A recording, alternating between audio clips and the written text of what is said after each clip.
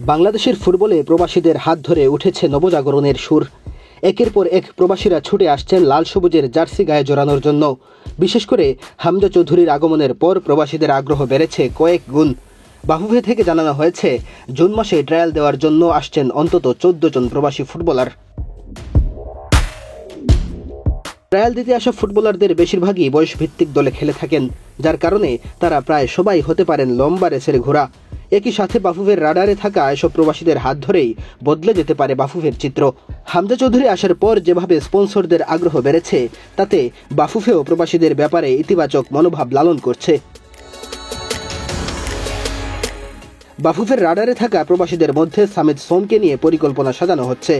সবকিছু ঠিক থাকলে নভেম্বরের আন্তর্জাতিক বিরতিতে লাল সবুজের জার্সিতে মাঠে নামতে পারেন তিনি।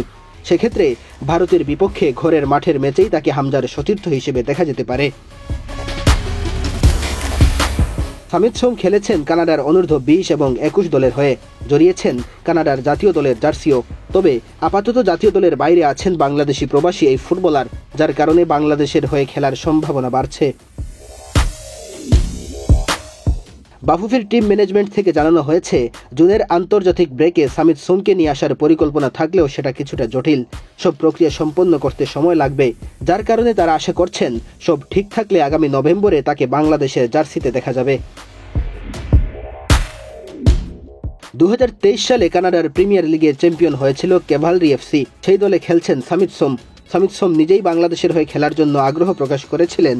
দীর্ঘ সময় ধরেই এ ফুটবলারের গতিবিধির ওপর নজর রাখা হচ্ছে বলে জানিয়েছিলেন সহকারী কোচ হাসান আল মামুন। এডমন্টন এফসির হয়ে সিনিয়র ক্যারিয়ার শুরু করেছিলেন সামিদ। 2017 থেকে 2020 সাল পর্যন্ত খেলেছেন মেজর লিগ সকারের দল মন্ট্রিল এক্সপেক্টের হয়ে। কানাডা অনূর্ধ্ব 20 দলের হয়ে 7 এবং অনূর্ধ্ব 21 দলের হয়ে 4 ম্যাচ খেলেছেন। কানাডা জাতীয় দলের জার্সিতে বারবাডোস এবং আইসল্যান্ডের বিপক্ষেও খেলেছিলেন সামিদ সোম। সব ঠিক থাকলে এবার বাংলাদেশের জার্সিতে দেখা যেতে পারে এই মিডফিল্ডারকে। মেহেদী হাসান তালহা, বাংলাদেশ প্রতিদিন।